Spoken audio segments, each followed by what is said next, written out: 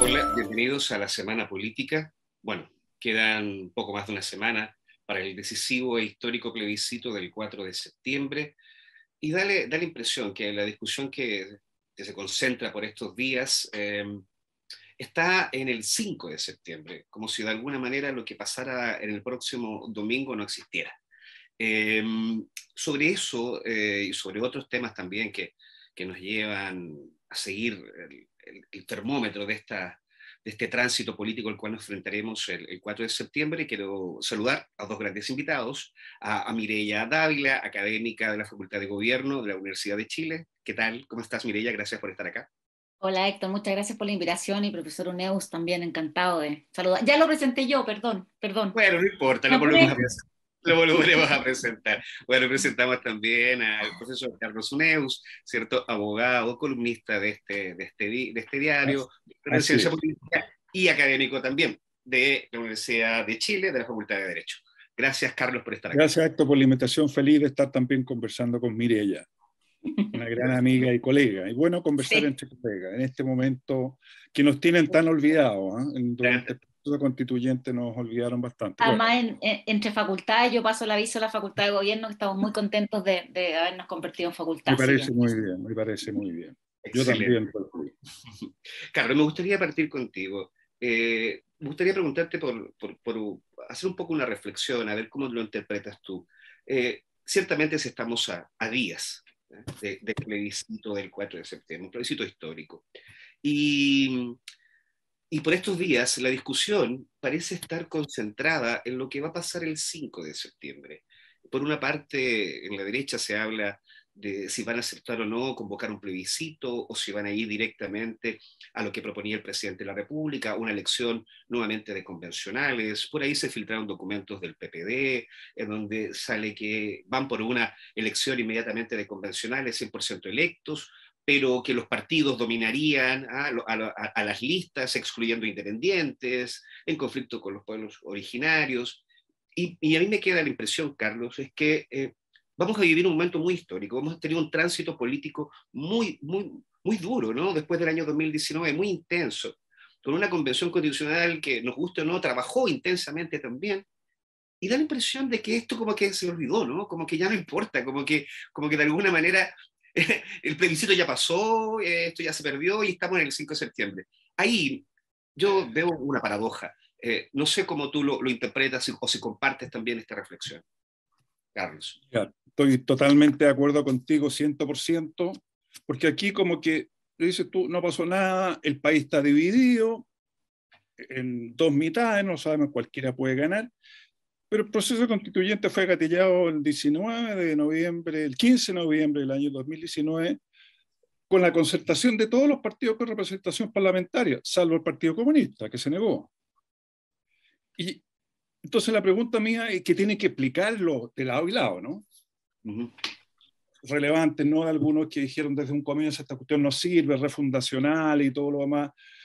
Para eso yo escribí, a ese grupo yo escribí un libro, La democracia semisoberana, digamos. Esa es la gente un poco, uno podría decir, ¿no? Entonces fueron ministros y después no, ellos no tienen nada que ver con esto. Uh-huh. Y algo pasó que ese consenso democrático se fracturó.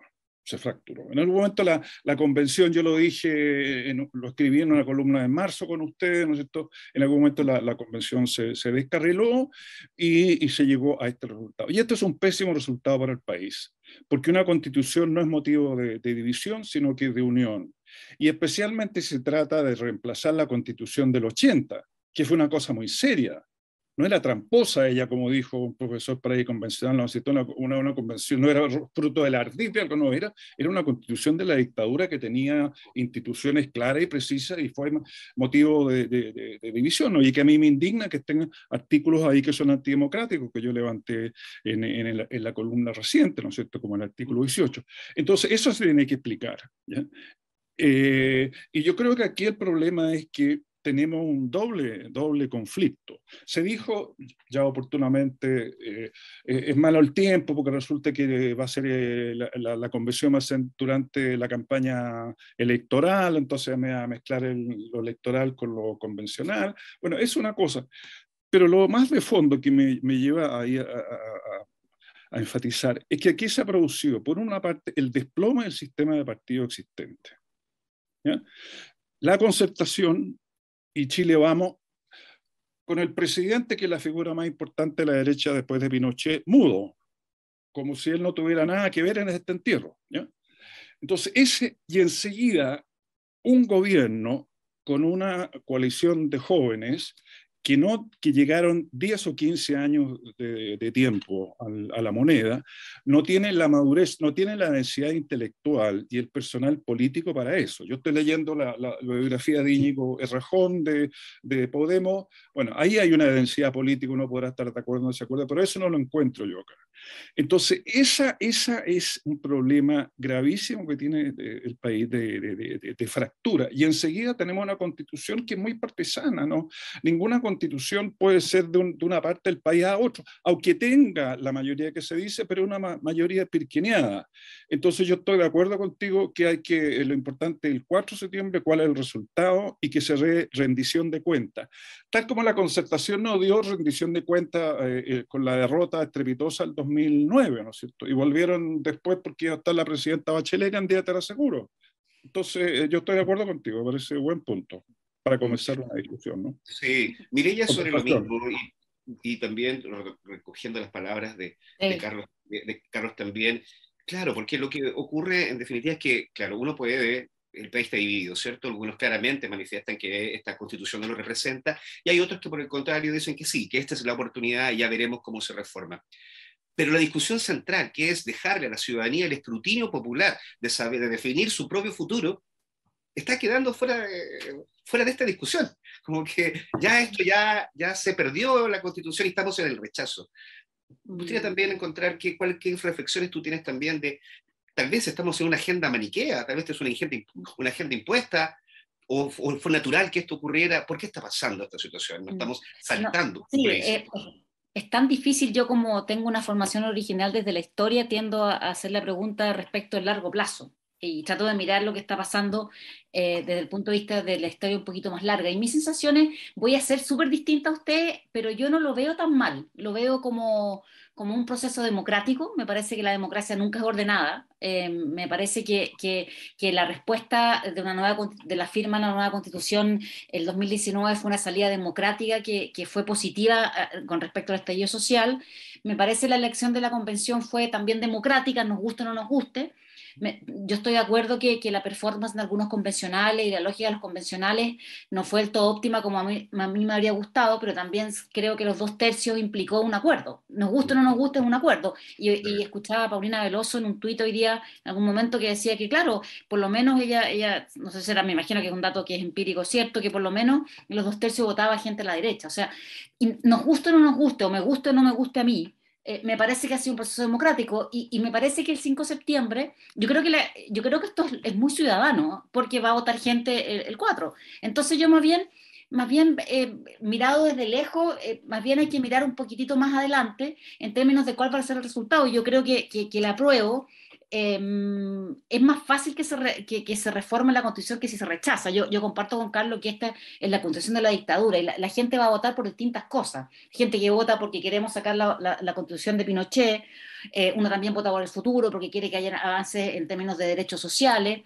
pero yo no estoy segura, y aquí me pueden corregir, que una Constitución necesariamente va a generar mucho consenso, mucho acuerdo y vamos a estar todos felices. Yo sí creo que hubo un problema con el 80% que apoyó una nueva Constitución y la disputa que hay hoy día. O sea, claramente algo no estuvo bien. Pero yo esperaría a ir viendo cómo se desencadena el proceso, porque también es cierto que si gana la prueba va a haber un conjunto de reformas. A mí me preocupa más si gana el rechazo, porque ahí la derecha yo no la veo con la misma capacidad, y probablemente aquí Carlos va a tener una opinión parecida a la mía, no lo sé, va a tender a defender el statu quo, que es lo que ha hecho y lo que le permitió eso en la Constitución del 80. Ahora, con respecto a la fractura del sistema de partido, yo esperaría, creo que es una película en rodaje. Yo todavía sería un poco más, porque puede que esté cambiando, más que se esté fracturando, se está renovando. hacia formas de democracia en que tal vez haya más partidos políticos, y ahí yo creo que hay un punto muy complejo que es el tema de la cantidad de partidos que hay. Yo creo que ahí tenemos que pensar, y a la Constitución ahí está el proyecto, la manera de generar más acuerdos mayoritarios. Yo creo que ahí sí tenemos un problema en la Constitución que vamos a votar en 2 semanas más. Lo dejo por ahí. Y más Sí, bien son pero dudas antes que de, certezas, ¿ah? Ahí voy. vamos a profundizar lo de los partidos Sí. políticos, pero antes quería volver a comentarte lo siguiente. Pero tú no tienes impresión de que a puertas del 4 de septiembre, hoy día la discusión está puesta en el 5, es decir, hoy día, Es que por lo tiene que que estar. decía, pero tiene que estar, por ejemplo, Sí, tiene que estar que se hayan filtrado, por ejemplo, documentos del PPD donde sí, hoy día pero esas cosas, sale que en el caso que se gane el rechazo, a eso lo sí, quiero decir, sí. es como si en el fondo esto ya estuviese zanjado. Hay una Yo discusión creo que no está, no sé, aquí yo creo que la gente que trabaja las encuestas sabe, pero yo no creo que esté zanjado para nada. Yo no creo que esté zanjado para nada. Al contrario. Yo tampoco, estoy de entonces acuerdo. una agenda puesta ahí a Totalmente propósito. abierta. Lo que pasa es que es Ya, difícil mirarlo hoy día porque estamos viviendo el presente, pero en 10 años más, 20 años más, en un año más, vamos a mirar todo este proceso de acciones como la filtración del PPD que siempre pasan. O sea, los partidos sí. filtran las cosas y eso ya es un pecado que, no sé, ¿cómo se podría evitar eso? Pero yo más bien creo que lo importante, porque el 5 va a depender de lo que pase el 4. O sea, Claro, ese es el yo punto. creo que Ese es el punto. como dice Carlos, estamos de acuerdo en que es incierto. Es Mm. incierto cuánta gente va a votar, es incierto si va a ganar el apruebo o el rechazo, por cuánto va a ganar, y todas esas lógicas en una matriz, si tuvieran que hacer una matriz, depende de todas esas cosas lo que va a pasar. Entonces, yo más bien Sí, soy optimista, no sé sí. por qué, estoy porfiadamente optimista. No No, sé por sí, qué. sí, más allá, digamos, de que el análisis tiene que estarse desde luego desde uno, ¿no? Sí, Pero sí. tratando efectivamente de analizarlo con perspectiva. Carlos, Mm, tú mencionabas y también, Mireia, este tema de la crisis del sistema de partidos. Yo he escuchado entre muchos argumentos. Ahora se me vienen algunos, por ejemplo, básicamente del mundo digamos, de la agrupación de centro izquierda del rechazo, en que valora muchas cosas de la nueva constitución, que da la impresión de que se valoran tantas cosas porque votan rechazo. Pero bueno, pero valoran muchas cosas de la constitución, de la propuesta constitucional, pero ven un problema grave en el tema de los partidos políticos y del sistema político en definitiva, lo que los lleva a impulsar, digamos, la opción del rechazo. Esa es una lectura en función de la propuesta constitucional. Pero tenemos una realidad, que el sistema de partidos y la política también, las instituciones que representan los partidos, digamos, no tienen el reconocimiento digamos, que debiesen tener la ciudadanía. Hay ahí una distancia, hay un quiebre enorme y da la impresión que la clase política no está valorando precisamente que esa división se mantiene. De nuevo, es como si el 18 de octubre y lo que vino después no existiera. ¿Cómo lo ves? Mira, ahí un problema causa-efecto, ¿no? mm, ¿Cuál es la causa de esto? Y las consecuencias las tenemos, ¿no? Eh, También la Convención Constitucional debió haber tomado nota de eso y mm. haber puesto Es incentivos verdad, para que los partidos realmente se es pusieran las verdad. pilas. Porque es muy fácil, yo lo escribí, lo dije en la columna del Sí. año 97 sobre el tema de los partidos, ¿no? Aquí se ha acostumbrado la élite, porque aquí se habla mucho contra la derecha, ¿no? Uh-huh. Pero, digamos, la democracia semisoberana no fue impuesta por la Constitución del 80. Sí. Estaba la Constitución del 80, sin duda, pero todo el componente político, económico, el pilar económico, concentrador y el poder monopólico y el desplome contra los sindicatos, porque no hablamos de los partidos, pero no hablamos de los sindicatos, la debilidad de los sindicatos. Se habla de los movimientos sociales, muchos movimientos sociales, pero el principal movimiento social es el movimiento de trabajadores y trabajadoras. ¿Ya? Bárbara Figueroa no fue elegida convencional, ¿no es cierto?, sino que otro dirigente de movimientos sociales. Bueno, entonces ahí viene un problema, es que esa reflexión no se ha hecho y se tiene que hacer. Está bien que la presidenta del Partido Socialista responsabilice a los independientes, pero ella tiene que hacerse parte, Sí. tiene que admitir la historia de su partido, tiene que asumir la historia de su partido. Tuvieron 3 presidentes, 3 gobiernos democráticos fueron presididos por presidentes de izquierda. Entonces, ¿por qué la ciudadanía no dejó a los partidos? Bueno, porque el afán tecnocrático y elitista que comenzó a predominar muy tempranamente siguió adelante. Recordémonos la discusión entre los flagelantes y los autocomplacientes, ¿no? Yo estuve entre los autoflagelantes porque publiqué un documento crítico de eso, porque ya había malestar y desencanto, se lo demostraba con las encuestas, pero el gobierno en la época, los partidos y la élite que ahí respaldó la defensa a ultranza, lo que se estaba haciendo hasta el día de hoy, están con eso, ¿no? Entonces, este es un país dividido por el pasado, más todavía cuando el próximo año va a ser los 50 años del golpe. El golpe también hay visiones distintas de la ciudadanía y sobre el gobierno de la Unidad Popular, ¿ya? Y la dictadura también y el sistema económico. Entonces, eso yo creo que corresponde a nosotros los académicos decirlo, reiterarlo, que hay que interpelar a los partidos políticos, ahí interpeló todo, y en el caso de la derecha, yo diría, tienen responsabilidad sin duda, y la gran responsabilidad la tienen los financistas, los partidos de la derecha. No hay separación entre el poder político y el poder económico, que es fundamental para que la derecha democrática exista, tenga autonomía.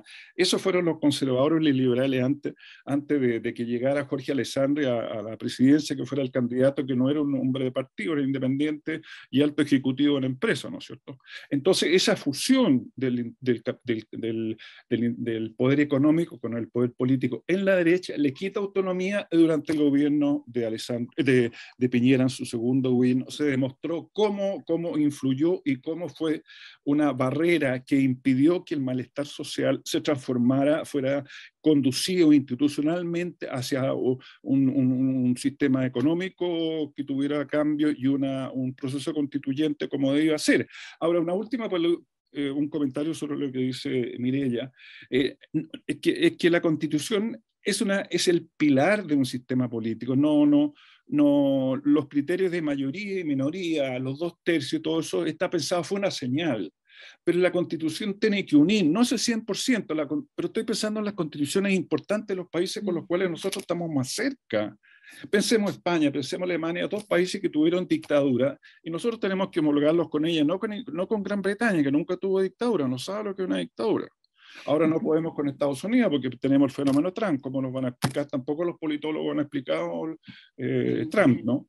Entonces, la legitimidad constitucional se logra cuando ella representa a todo el mundo, aunque haya sido elegida por el 90% de los convencionales y aprobada, porque las tiranías pueden ser de mayoría como también de minorías. Y obliga y pone y ahí con esto cierro, constituciones que dividen a la ciudadanía. Estoy pensando en la Constitución española de 1931, que excluyó a los católicos, y con la afirmación de Azaña, ¿no es cierto?, España ha dejado de ser católica, tenía un sentido metafórico, ¿no? Pero era un símbolo del momento, que es como para mí cuando los convencionales el último día gritaron, ¿no es cierto?, el pueblo unido avanza sin partido.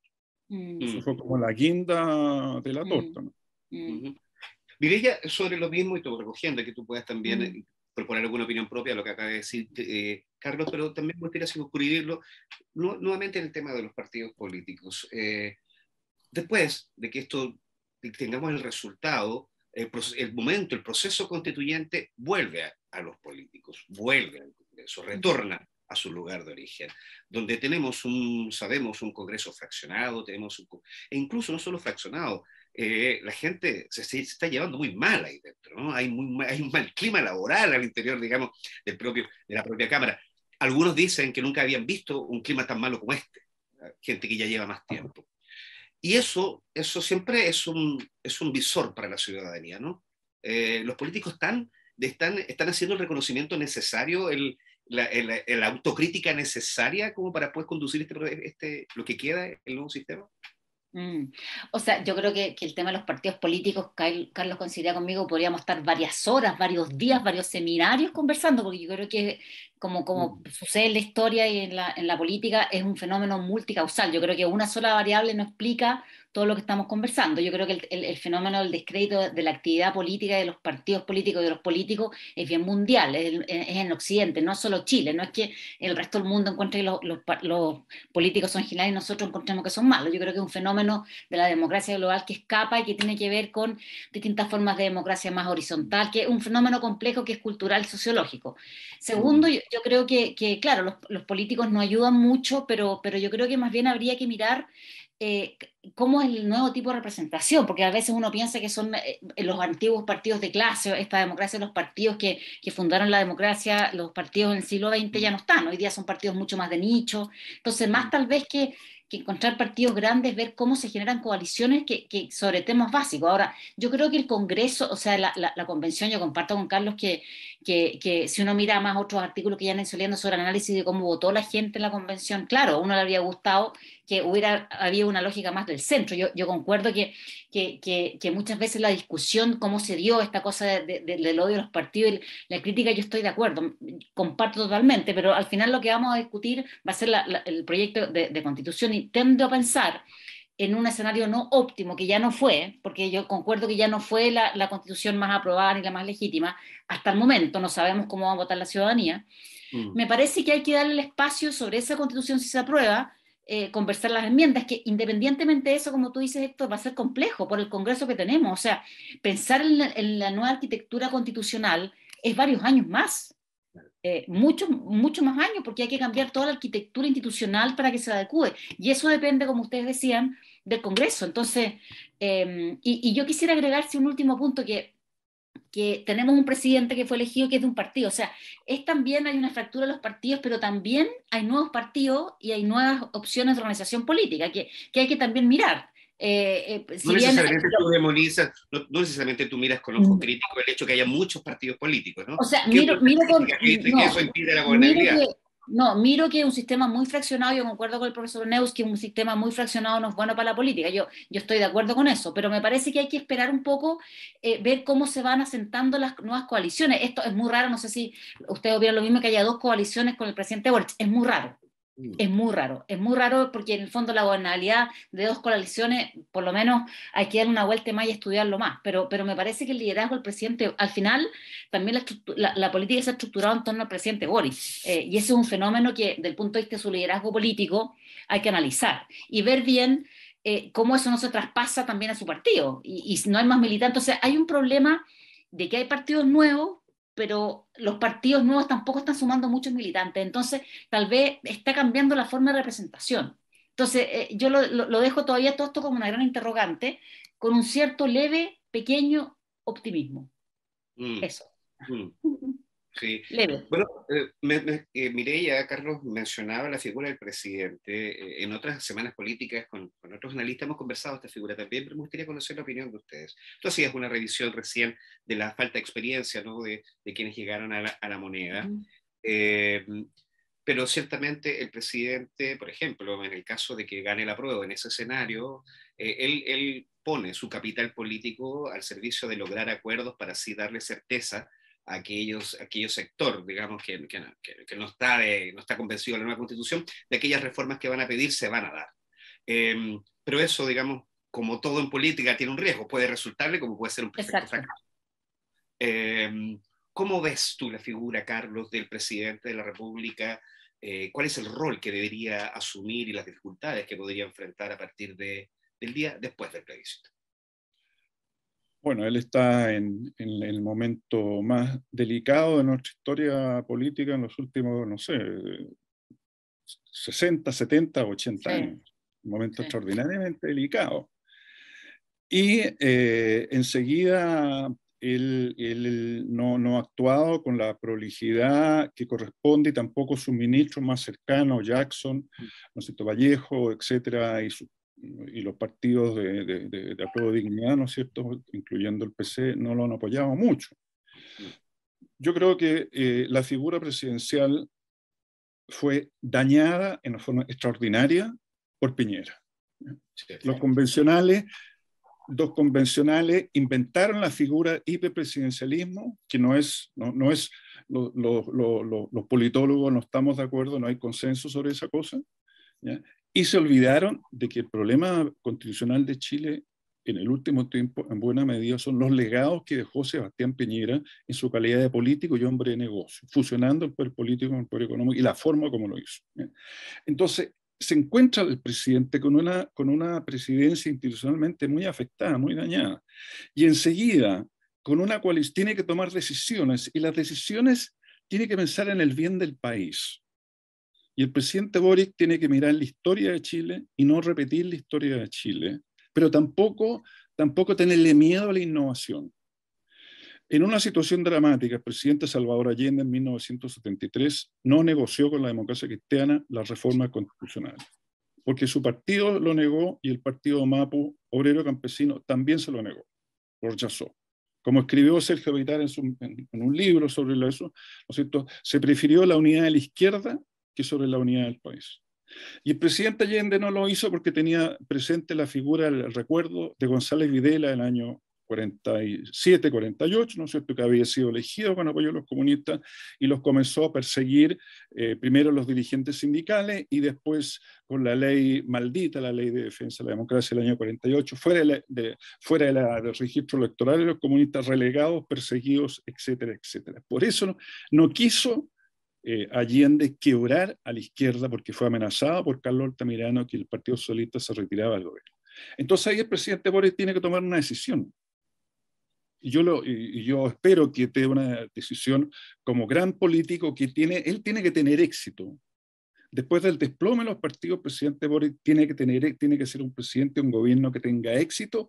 El proceso constituyente yo lo separaría en términos de que está descarriado, está fracasado, entregaron una constitución dividida, no era lo que se esperaba, no se cumplieron las expectativas, y ahí podemos ver después quiénes fueron los responsables, ¿ya? Pero el gobierno tiene que recuperar su conducción y el presidente pensar en el bien de Chile y tomar decisiones y no tenerle miedo a los chantajes que le hará probablemente un sector de la izquierda. Pues no creo que sea, no quiero individualizar cuál sea, ¿no es cierto? Los jóvenes pueden ser más apasionados, etcétera, o culpar de todo a la derecha, porque ese no es el punto de la izquierda o a la derecha, sino que por el bien de Chile.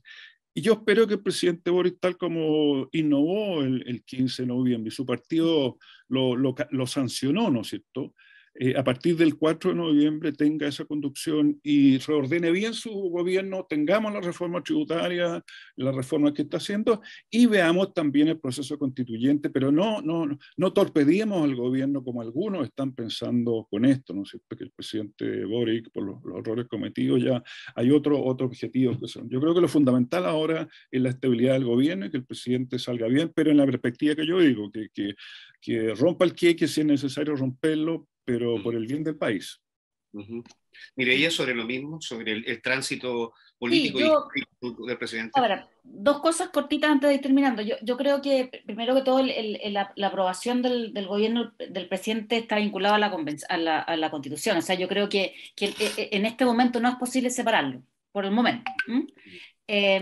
Segundo, yo creo que el liderazgo del presidente Boric llenó un vacío y que lo hizo muy rápido, un liderazgo que, acuérdense que en 2 meses juntó las firmas y se inscribió y ganó. O sea, es un liderazgo muy potente desde ese punto de vista. Me parece que es lo que se dice tradicionalmente un animal político. Y que, como dice Carlos, firmó el acuerdo en 2019, fue contra su propia tribu. Yo creo que también ha sido muy inteligente en incorporar gente de la concertación, porque no tenía alternativa. Y yo más bien tengo confianza en que lo va a lograr. Yo creo que él tiene una empatía y una conexión. Yo creo que él sí tiene un proyecto político bien claro. Yo creo que él no se ve el tema de los trenes. O sea, yo creo que él tiene un proyecto político, el tema de la Corfo. Me parece, y sí coincido que puede ser que la izquierda lo presione, pero yo creo que ahí podríamos discutir en otro seminario, Carlos, si es que lo que pasó con Allende estamos en el mismo contexto. Yo creo que es otro momento en la historia y me parece que la capacidad de líder político del presidente Boric es distinta que la Allende. Y aquí me voy de tesis, pero como para varios seminarios, así que no me hagan caso. Lo estoy recién pensando.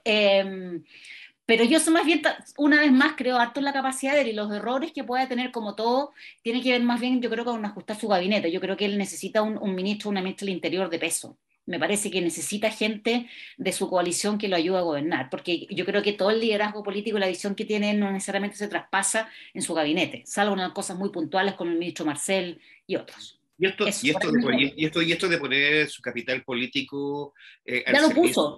Ya lo puso, ¿no? Pero todavía no Pero parte. es que él arriesga política, es un tipo de político no conservador, es un tipo político que arriesga, en el buen sentido de la palabra, gana y pierde, pero arriesga. y es un cálculo político en el buen sentido de la palabra. Yo creo que él tiene una visión de Estado. Yo creo que en los discursos ha ido reflejando un poco esa mirada a la historia. Yo no creo que él no la tenga. Lo que pasa es que él, su nivel, me parece que es muy por sobre los otros, muchas veces la reflexión de los otros, porque además está aprendiendo, pero me parece que 6 meses podría haber sido peor.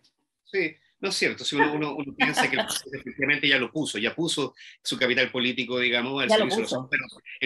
El punto es si esos acuerdos se van a lograr o no, porque sabemos que dentro del propio Congreso, o sea, la Sí, evidencia la hemos tenido, no hay ninguna facilidad para lograr acuerdos. O sea, por eso que dentro es clave que del gane cualquier el apruebo. gobierno Ujú.